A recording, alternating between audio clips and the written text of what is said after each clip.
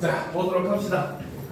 자, 이제 진짜로 다음 주면은 여러분들 이제 모의고사도 있고, 그지? 그 다음에 또 4월달 되면은 이제 또 중간고사도 있죠. 치동고 같은 경우는 저번에도 얘기했지만 중간고사가 좀 빨라요. 4월 22일 날. 그치? 그래서 화수, 목, 금 이렇게 시험을 보더라고요. 그죠? 정답 다 봐요. 네? 다 봐요. 그렇죠? 아, 네. 근데 이제 그 기말고사랑은 조금 다른 게 이제 음미체 같은 경우는 안 보죠. 안 보고 이제 주요 과목 중심으로 이제 국어, 영어, 수학, 그 다음에 뭐 통합사회, 통합과학 뭐 이 정도 아마 보지 않을까. 그래서 좀 더 추가한다면은 뭐 기가나 이런 걸 보지 않을까 싶기는 한데 일단 기본적으로 국영수 이제 통합사회, 통합과학까지는 여러분들이 공부를 해야 되는 부분이고 사실 그걸 중심으로 이제 준비를 하는 게 고등학교 과정에서는 맞는 부분이긴 합니다. 알겠죠? 그래서 진짜 자기가 또 상위권 성적을 노린다 하면은 물론 이제 기타 과목도 좀 굉장히 좀 신경을 써주기는 해야 되는데 일단 1순위는 여러분 항상 유념을 해줘야 돼요. 알겠죠? 실제로 고등학교 과정은 여러분들이 중학교 때랑은 평균을 구하는 방식이 달라요. 알겠습니까? 오케이? 또 중학교 때는 그냥 이제 점수, 국어 점수 더하기, 수학 점수 더하기, 뭐 영어 점수 더하기, 사회 점수 더하기, 과학 점수 더하기 해서 다 더한 다음에 총 과목 수로 나눠가지고 평균을 구했잖아, 그렇지? 그렇기 때문에 중학교 때는 국어가 평균에서 차지하는 비율이랑 음악, 미술, 체육이 평균에서 차지하는 비율이 똑같았어요. 알겠죠? 그런데 고등학교 같은 과정은 이제 여러분들 평균 구하는 공식 자체가 다릅니다. 일종의 우리 저번에 경제 그 지문설 할 때처럼 가중치를 적용을 하거든요. 그래서 국어, 영어, 수학 같은 경우는 이제 가중치를 적용해가지고 아마 이번 개정 교과 과정에서 국어가 3단인가 4단인가 그 정도 되는 걸로 알고 있어요. 알겠죠? 그러니까 국어 점수 더하기 뭐 곱하기 단위수, 그 다음에 수학 점수 곱하기 단위수, 영어 점수 곱하기 단위수. 그래서 각 과목 점수에다가 단위수를 곱한 다음에 총 단위수로 나눕니다. 알겠죠? 그러니까 음악, 미술, 체육에서는 예를 들어서 한 4점이 국어의 1점과 같은 역할을 하는, 알겠습니까? 이런 모습을 볼 수가 있어요. 그래서 고등학교 과정에서는 일단 기본적으로 우선순위가 주요 과목이 먼저가 돼야 됩니다. 그게 여러분들 내신 그 평균이나 이런 데도 훨씬 더 영향을 많이 줘요. 알겠죠? 그리고 이제 그 다음에 우리가 기타 과목을 챙기는 건데 그런데 이제 공부 잘하는 애들은 그래도 기타 과목도 다 잘 챙긴다라고 생각을 하거든요. 그렇죠? 근데 그럴 수밖에 없는 이유가 뭐냐면은 공부를 잘하는 이제 상위권 아이들일수록 굉장히 빨리부터 준비를 하기 시작을 합니다. 그래서 미리미리 사실상 국어, 영어, 수학 같은 경우는 어느 정도 다 마무리를 해놓고 문제만 이제 풀면서 이제 점검하는 식으로 하고 그 다음에 이제 시험에 임박해 올수록 이제 기타 과목들은 주로 암기 위주로 하는 게 강하잖아요. 내신은. 그렇죠? 그러니까 이제 그때는 암기 위주로 이제 기타 과목도 좀 해주고 알겠습니까? 그래서 이런 식으로 순서를 딱 정해가지고 국어, 영어, 수학처럼 이해가 많이 필요한 과목들은 먼저 일단 완벽하게 해놓고 그 다음에는 문제를 풀면서 조금씩 계속해서 이제 그 보완을 해 나가는 방식을 쓰고 시험에 임박하면서는 이제 암기 과목 중심으로 이제 다 공부를 해 나가는 그런 방식을 취할 거예요. 알겠죠? 그래서 여러분들도 이제 그렇게 다 준비할 수 있는 학생이 되면 참 좋겠지만 알겠지? 만약에 본인이 조금 준비가 미흡하다 싶으면은 기타 과목보다는 주요 과목이 항상 우선이 돼야 된다는 거 여러분들 꼭 유념을 해야 됩니다. 알겠습니까? 그리고 그 뭡니까? 선생님 한 분 아예 지금 진도도 안 나가고 있다고? 그죠? 그 수행평가 한다고 진도도 한 분 안 나가고 있다면서? 아니요. 나가고 있어. 나가면서 하고 있어요. 아 그래? 너희는 어디 나가고 있어 지금? 저희 지금 어? 수라 전에? 네. 수라 전이면 1단원? 네. 수라가 2단원이잖아요, 그렇죠? 네. 1단원 지금 하고 있어요? 네. 그 방문객인가 그거지 맞지, 그렇죠? 그거 하고 그 다음에 그거잖아. 매체 통해서 자기 그 진로 발표하는 그런 내용이었죠, 그렇죠? 그 다음에 그 2단원이 완전히 문학 단원이긴 한데 이게 참 애매하긴 하네요. 2단원 시험 보면 얼마나 들어갈지 혹은 뭐 다른 단원이 또 뜬금없이 들어갈 수도 있는 부분이긴 해서 그래도 일단 오늘은 우리가 그래도 2단원은 지금 거의 다 끝내고 이제 수필 부분 하나만 남았거든요. 그래서 일단 요 수필부터 마무리를 하고 그 다음에 이제 우리가 문법 단원으로 들어가 보도록 합시다. 알겠습니까? 그리고 뭐 얘기 들어보니까 문법도 여러분들 품사도 지금 수업을 하고 있다면서요. 네. 그렇죠. 그래서 품사는 그다음에 의문변도 하고 난 다음에 선생님이 또 한 번 더 정리를 해줄게요. 알겠습니까? 그래서 아마 통합으로 나올 가능성이 높으니까 같이 한번 보도록 합시다. 자, 오늘은 이제 위에 4단원 바로 교술갈래. 우리가 일반적으로 수필이라고 하는 갈래에 대한 설명입니다. 알겠습니까? 자, 보도록 합시다. 자, 교술갈래는 작가가 삶에서 경험한 내용을 바탕으로 얻은 깨달음이나 통찰을 글로 표현한 문학 양식이다라는 거죠. 자, 그러면 교술갈래라고 하는 것은 바로 뭐다? 작가가 삶에서 경험한 내용을 바탕으로 얻은 깨달음이나 통찰을 글로 표현한 문학 양식이라는 거죠. 자, 여기서 우리가 핵심적으로 볼 수 있는 게 기본적으로는 바로 뭐다?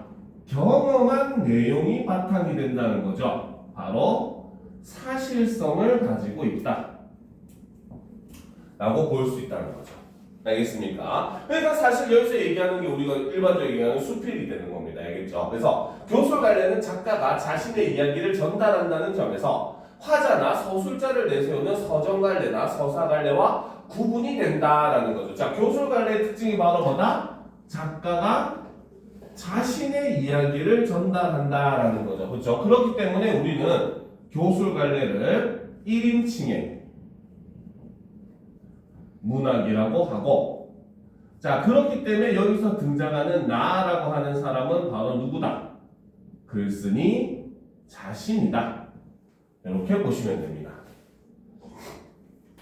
자, 그래서 화자나 서술자를 내세우는 서정갈래나 서사갈래와는 구분된다는 거죠. 자, 교술갈래를 대표하는 수필은 정해진 형식이 없고 작가의 개인적인 체험이나 생각 또는 정서를 자유롭게 표현하여 주제를 형성하기 때문에 작가의 개성과 가치관이 잘 드러난다 해서 수필의 특징은 바로 뭐다? 바로 정해진 형식이 없고, 그다음 작가의 개인적인 체험이나 생각 또는 정서를 자유롭게 표현해서 주제를 형상화하는 게 바로 수필의 특징이라는 거죠. 알겠습니까? 자, 그럼 이제 좀 밑에다가 이따가 요거 뒤에 거 하고 난 다음에 수필에 대해서 간단하게 정리를 좀 해주도록 할게요. 알겠죠? 자, 그 다음 봅시다. 언어 공동체의 특성이 드러난 글쓰기를 한번 보도록 합시다. 자, 같은 언어를 사용하는 집단을 언어 공동체라고 한다라는 거죠. 그럼 언어 공동체는 바로 뭐다? 같은 언어를 사용하는 집단.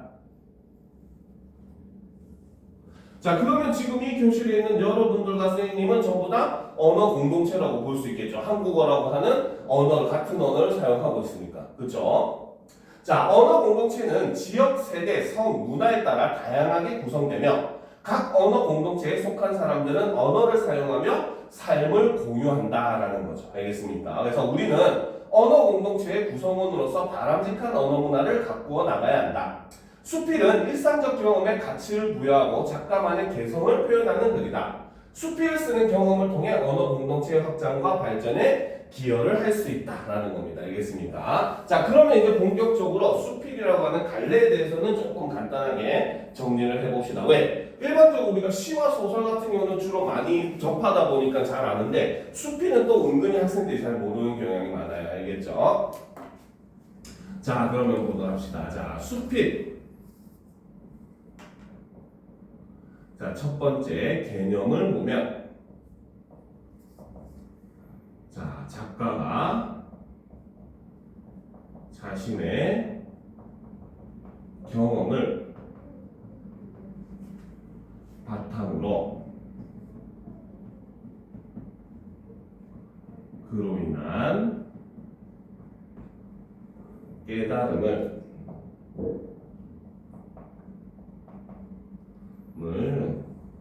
표현한 문학 양식이다. 이렇게 볼 수 있다는 거죠. 자, 그런데 이제 수필은 여러 가지 특성들이 있습니다. 수필의 특성을 보게 되면은, 자, 첫 번째로 무형식의 형식.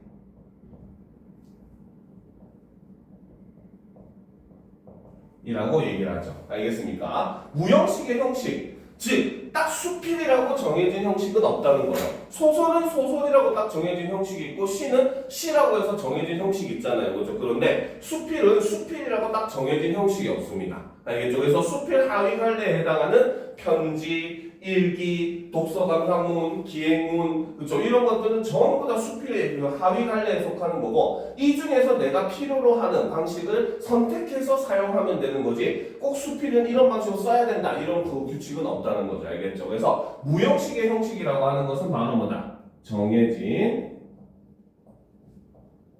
형식 없이 자유롭게 선택해서 쓰더라는 겁니다. 그래서 우리가 사실 수필이라고 하는 말은 한자로 하면 딸의 숫자의 부필자입니다. 알겠죠? 그래서 이거를 해석을 하면 바로 붓 가는 대로 쓴 글이다. 이렇게 얘기를 한다는 거죠. 알겠습니까? 자, 그리고 이제 두 번째는 그렇죠. 바로 사실성을 가지죠. 사실성이라고 하는 건 바로 뭐다? 작가가 직접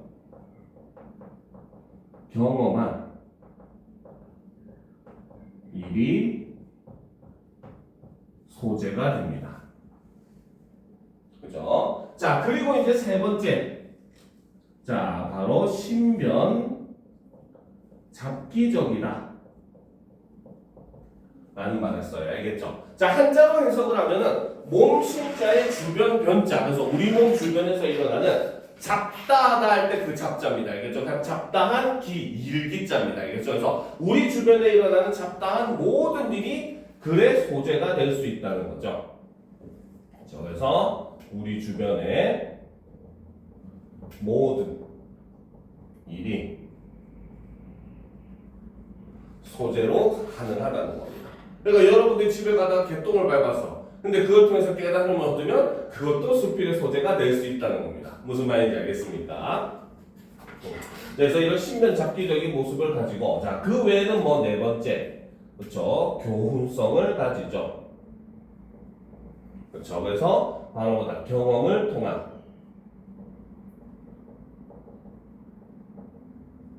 깨달음을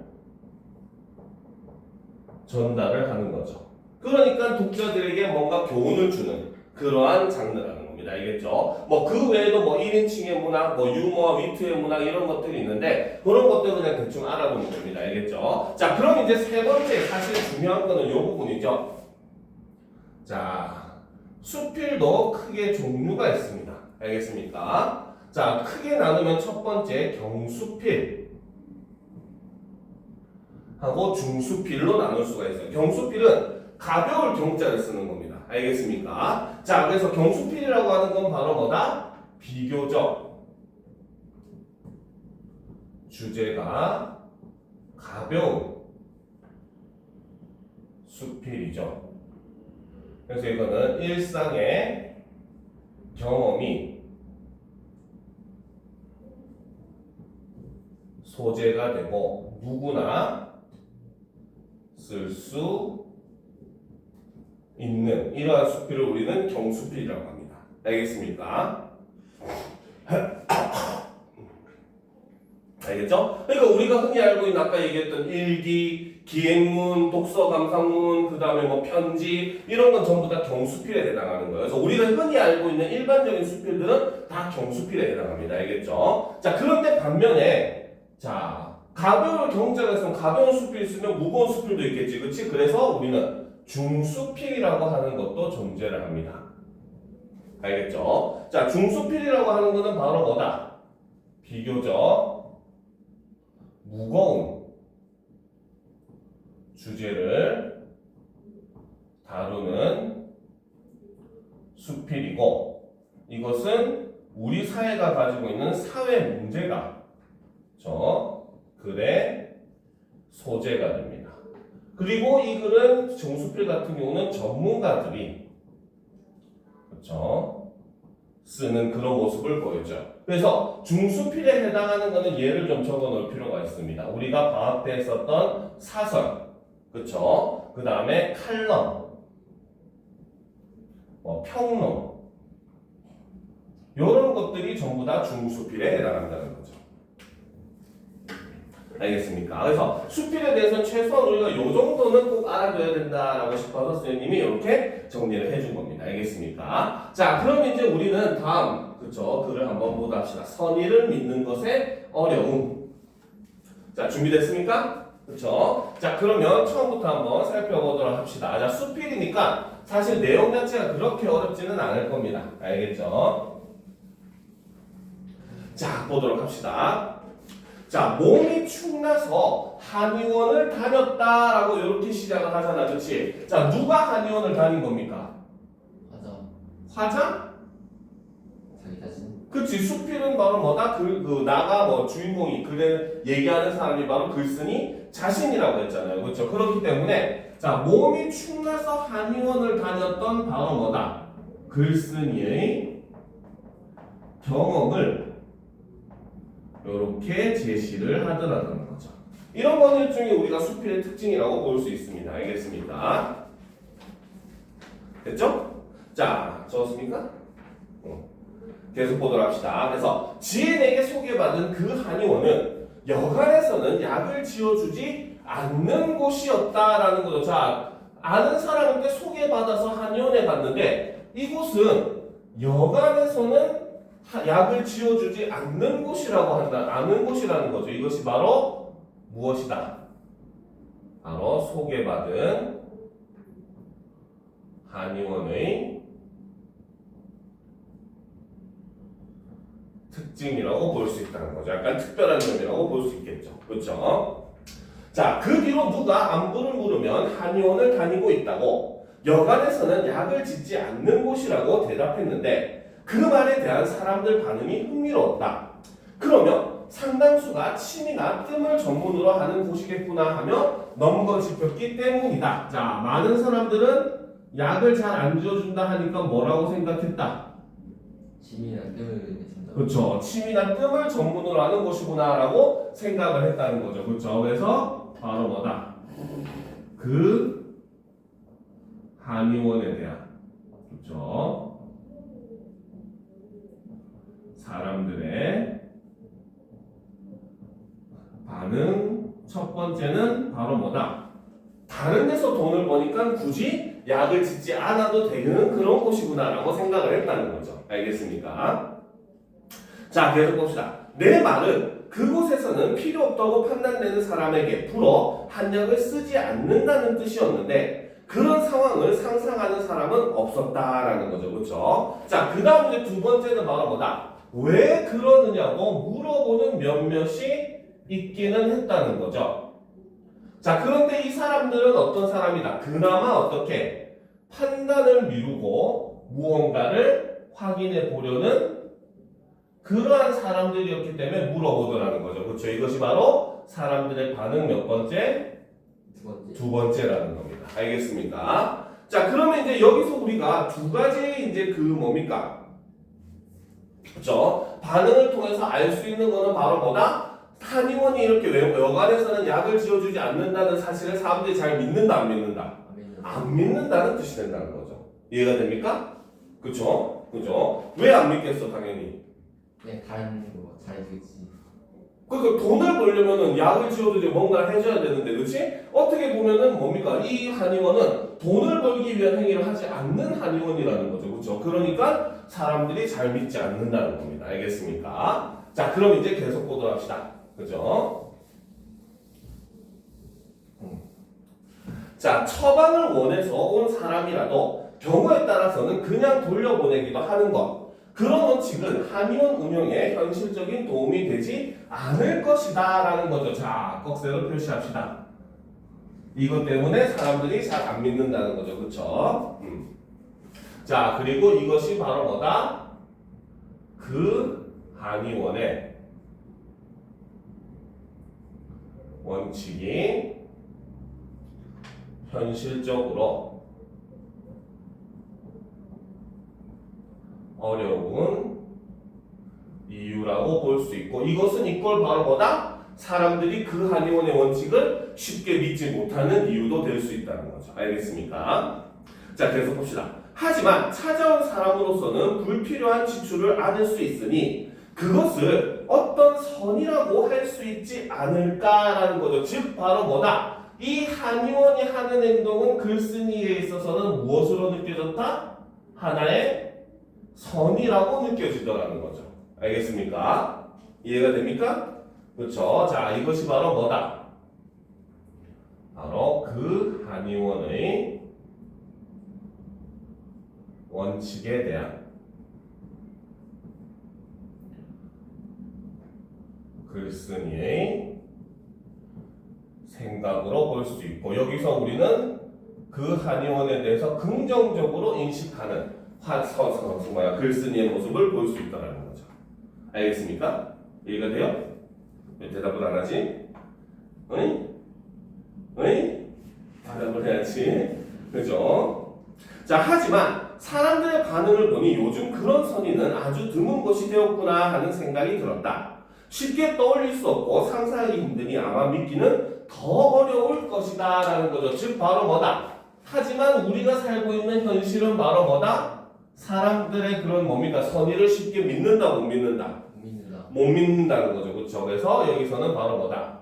타인의 선의를 쉽게 믿지 못하게 된 현실이라는 거죠. 자, 하기는 타인에게 선의가 있음을 선뜻 믿기에는 세상이 나쁜 게 사실이다. 갱년기 여성에게 좋다고 어머니에게 선물하라고 꿰더니 허가도 나지 않은 재료로 약을 만들어 팔지를 않나. 당신이 돈을 잃게 될까봐 그런다면 접근해서는 은행 직원, 경찰 등을 사칭해 돈을 털어가질 않나. 그렇게 함량 미달의 제품을 속여 팔거나 보이스피싱을 하는 건 이제 흔한 일이 되어버렸다. 그러다 보니 뻔한 속임수에 왜 넘어가느냐고 오히려 피해자를 탓하는 상황까지 벌어진다라는 거지. 그치? 자, 꺽쇠로 표시합시다. 갱년기 여성에게부터 상황까지 벌어진다. 자, 지금 여기에서는 바로 뭐다? 사람들이 이렇게 타인의 선의를 믿지 못하게 된 이유를, 그렇죠? 사례를 이렇게 제시를 하고 있다는 겁니다. 알겠습니까? 그래서 여기서는 바로 뭐다? 자, 현대가 타인의 선의를 쉽게 믿지 못하는 사회가 된 이유라고 볼 수 있고, 여기서는 열거와 예시의 방법을 통해서 제시를 하고 있는 거죠. 그렇죠? 여기서는 일종의 가짜약을 판매하는 그런 사람들의 사례, 다음 보이스피싱을 하는 사람들의 사례, 이런 걸 통해 가지고 바로 뭐다? 현대 사회는 이렇게 타인의 선의를 믿을 수 없게 된 이유라고 하는지 그 사례를 제시를 하고 있는 겁니다. 알겠습니까? 됐죠? 그죠? 자, 계속 보도록 합시다. 됐습니까? 네. 집중해야 됩니다. 자, 이런 세상에서는 좋죠. 사회 구성원들이 암묵적으로 공유하고 있는 어떤 윤리나 합의보다는 음모론적 시각이 현실 판단의 기준이 된다라는 거죠. 알겠습니까? 자, 그러면 여기서 얘기하는 음모론적 시각이라고 하는 거는 바로 뭐다? 이제 뒤에 나오죠. 바로 내가 지금 보고 있는 것, 그 이면에 숨은 악의가 있고 그런 악의를 간파하지 않으면 심각한 피해를 입는다는 상식이 통용되는 사회. 그럼 여기서 말하는 음모론적 시각이라고 하는 것은 바로 뭐다? 네가 지금 보고 있는 것 그 이면에는 숨겨진 악의가 있다라고 믿어야 된다는 거죠. 알겠습니까? 그래서 이 음모론적 시각이 바로 요것을 얘기를 하더라는 거죠. 그렇죠? 그리고 그렇다면 불신과 불의가 모든 행동의 우선순위가 될 것이다. 그래서 이런 행동 때문에 바로 뭐다? 사람들은 불신과 불의를 할 수밖에 없다라고 이야기를 하더라는 거죠. 알겠습니까? 그래서 이 불신과 불의라고 하는 것은 바로 뭐다? 바로 타인의 선의를 믿지 못하는 사회에서 일반적인 사람들의 판단 기준이 바로 불신과 불인. 일단은 상대방을 불신하고부터 시작을 한다는 겁니다. 알겠습니까? 네. 자, 그래서 봅시다. 이런 상황에서 누군가의 선의를 믿는 일이란 좀 과장하면 일종의 모험이 아닐까. 믿음으로써 입게 될 손해를 감수한다는 의미이기도 하니까. 그래서 이거를 뭡니까? 사랑을 믿는 것을 모험에 비유한 이유가 바로 뭐다? 믿음으로써 입게 될 손해를 감수한다는 그런 의미가 들어있기 때문이라는 거죠. 그렇죠? 자, 현실이 이러니 우리의 불신을 그저 탓할 수만 더 없을 듯하다. 다음 페이지. 자, 하지만 탓할 수 없다고 해서 옳거나 정당하다는 뜻은 아니다라는 거죠. 즉 바로 뭐다? 현대사회가 올바르다, 올바르지 않다. 올바르지 않다. 그렇지, 올바르지 않다는 거죠. 바로 탓할 수 없다고 해서 옳거나 정당하다는 뜻이 아니다라고 하는 것은 바로 뭐다? 현실에 대한 비판적 시각이다라고 볼 수 있다는 거죠. 알겠습니까? 실제로 이제 이런 경우들이 굉장히 많아요. 알겠습니까? 사실 여러분들 학교에서도 많이 경험을 할 거 아니에요, 그죠? 학교에서 보면은 그 학생 인권 조례가 발표된 이후로 학생들이 막 선생님한테 대드는 모습들, 그렇지? 친구들이 뭐 학생님한테 막 대들고 말도 안 듣고 선생님도 제대로 할 수가 없고, 그러니까 악순환으로 선생님도 학생들에게 뭐 점점 더 무성의해지고, 그럼 아이들은 더욱더 학교보다는 학원에 더 의지하게 되고 이런 악순환이 계속되는데 이것이 뭡니까? 이런 어떻게 보면 사람들도 다 각자의 이유가 있는 거야. 아이들은 선생님들이 제대로 뭐 가르쳐 주지도 않는데 맨날 뭐 학원에서 다 배웠지 이러고 넘어가는데요. 선생님들은 애들이 말을 안 들어요. 뭐 이제 체벌도 못 하는데 애들이 말을 안 들어서 신고하고 난리예요. 서로 이렇게 얘기하면서 누가 잘못했다고 얘기할 수는 없지만 그렇다고 그런 현실이 옳다고 우리가 얘기할 수 없다는 거지, 그렇지? 그러니까 타인을 믿지 못하는 이런 현실도 역시 마찬가지라는 겁니다. 알겠습니까? 그래서 지금 현대 사람들이 하도 이런 범죄들이 많아가지고 그렇게 행동할 수밖에 없다고 이해는 되지만 그것이 절대 옳다고 볼 수는 없다라는 거죠. 알겠죠?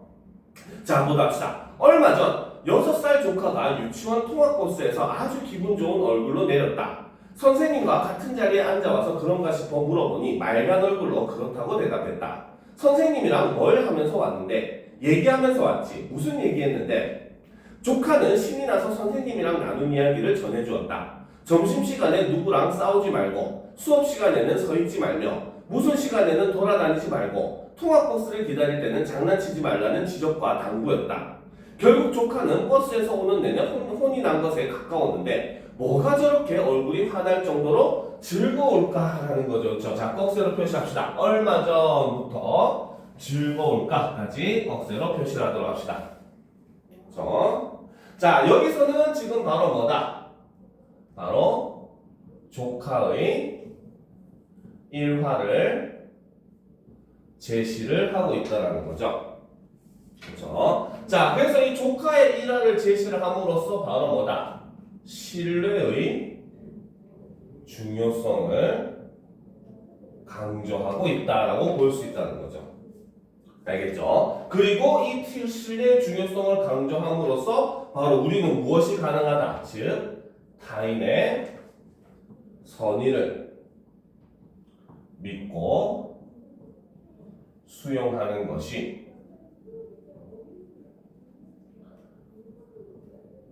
가능함을 강조를 하고 여기에 플러스 바로 뭐다? 신뢰가 사회를 긍정적으로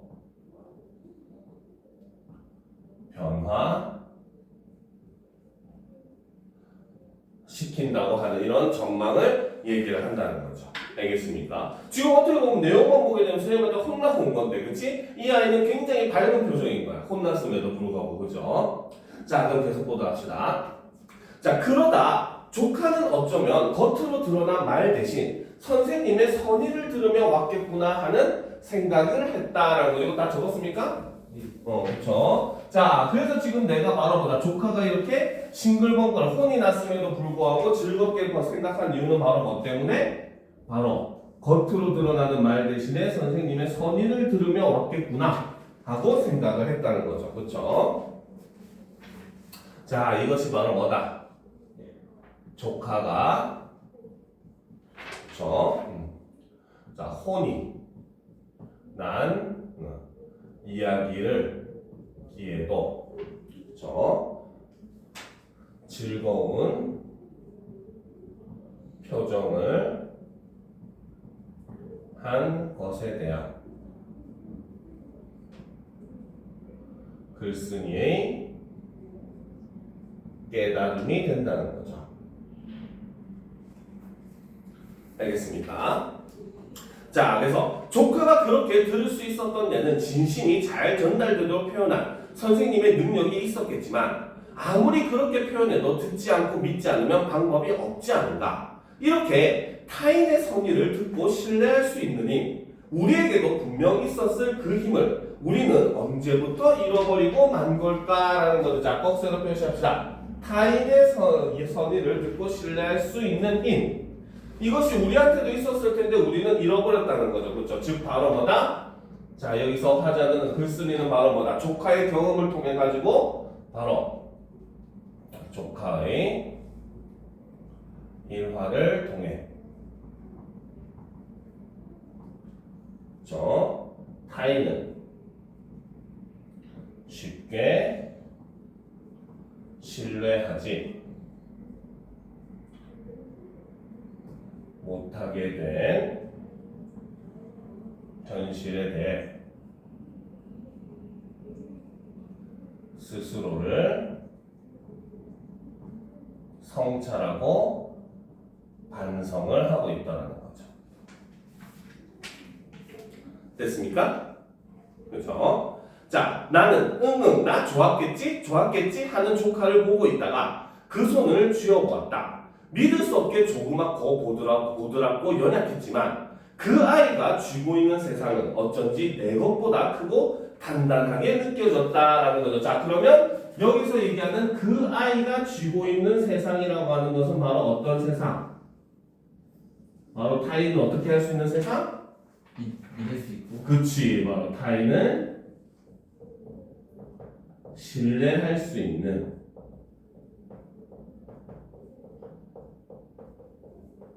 세상이라는 거죠. 그러면 이제 여기서 비교가 되는 내 것은 바로 어떤 거다? 어떤 세상? 불의하고. 그치, 바로 불신과 불의의 세상이라는 거죠. 그렇죠? 그러니까 지금 이것을 서로 어떻게? 대조. 그쵸, 대조를 하고 있다 라고 볼 수 있고, 그 중에서 더욱더 중요한 거는 바로 이 조카가 쥐고 있는 그 세상이라는 거죠. 그렇죠? 그래서 그것이 더욱더 어떻게? 크고 단단하게 느껴질 수밖에 없었던 이유는 바로 뭐다? 바로 신뢰의 중요성 그리고 필요성을 이렇게 강조하는 겁니다. 여기서 역설법 아니에요. 알겠습니까? 역설하다는 말에는 굉장히 강하게 강조하다, 강하게 주장하다 이런 의미도 있습니다. 알겠습니까? 그래서 여기서는 그런 신뢰라고 하는 게 우리 사회에서 굉장히 중요하다라는 걸 강조하기 위해서 이렇게 표현을 했다는 겁니다. 알겠습니까? 더글로리의 그렇죠? 너의 아이는 뭐 손이 말라가고 내가 아니에요. 알겠습니까? 자, 그러면 이제 우리가 확장학습에 있는 이욕설 한번 보다 합시다. 과학 때 한번 했었던 내용이죠, 그렇죠? 그죠?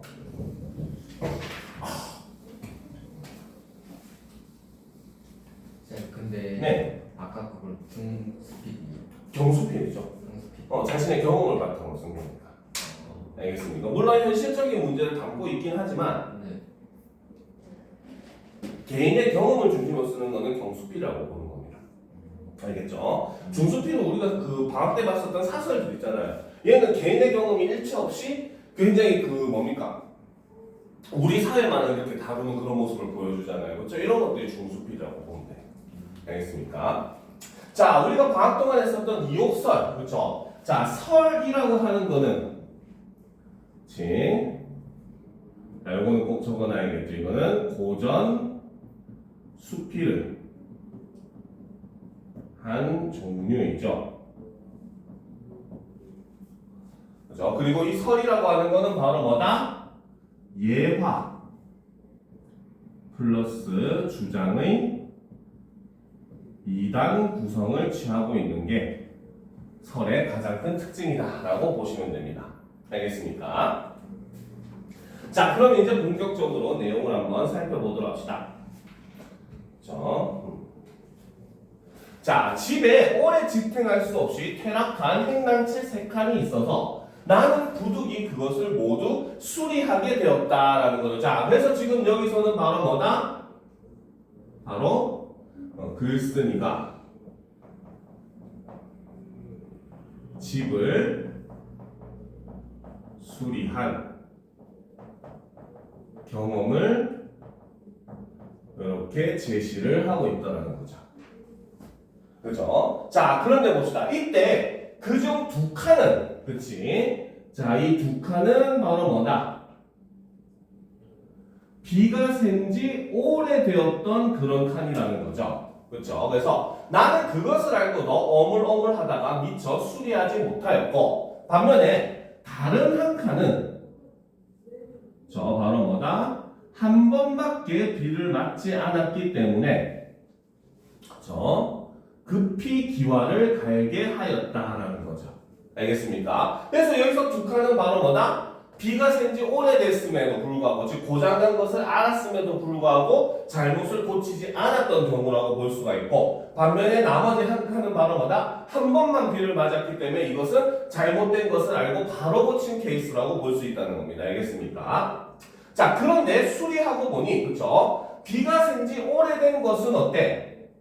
바로 석가래, 추녀, 기둥, 들보가 모두 썩어서 못쓰게 되었으므로 경비가 많이 들었다는 거죠. 알겠습니까? 자, 그런데 한 번밖에 비를 맞지 않은 것은 바로 제목들이 모두 완전하여 다시 쓸 수가 있었기 때문에 경비가 적게 들었다라고 볼 수 있다는 겁니다. 알겠습니까? 자, 여기까지가 바로 이 글의 뭐다? 예화에 해당한다라고 볼 수 있다는 거죠. 집을 수리한 경험을 이렇게 얘기를 한 겁니다. 알겠습니까? 자, 그래서 이제 글쓴이는 생각합니다. 나는 여기에서 이렇게 생각한다. 자, 이제 생각이 확장이 되는 거죠. 그렇죠? 자, 사람의 몸에 있어서도 역시 마찬가지이다라는 겁니다. 자, 그래서 지금 뭡니까? 생각의 대상이 집에서 무엇으로? 사람의 몸으로 커졌다는 거죠. 그렇죠? 자, 잘못을 알고서도 곧 고치지 않으면 몸의 패망하는 것이 나무가 썩어서 못 쓰게 되는 것 이상으로 될 것이라는 거죠. 그렇죠? 즉 사람도 바로 뭐다? 잘못을 알면서도 고치지 않으면 몸이 패망하더라는 겁니다. 알겠습니까? 그런데 반면에 잘못이 있더라도 고치기를 꺼려하지 않으면 어떻게? 다시 좋은 사람이 되는 것이 집 제목이 다시 쓰일 수 있는 것 이상으로 될 것이다 라는 거죠. 그렇죠? 자, 이뿐만 아니라 나라의 정사도, 자, 사람의 몸에서 이제 다시 또 뭘로? 나라의 정사. 그렇지, 나라의 정사로 바로 뭐다? 바로 여기서 앞에서는 집이죠. 그렇죠? 집에서 사람의 몸으로 나라의 정사로 의미가 어떻게? 점층적으로 확대 적용이 되고 있고, 여기서 쓰인 방식을 우리는 유추라고 합니다. 유추는 유비추리의 줄임말입니다. 알겠습니까?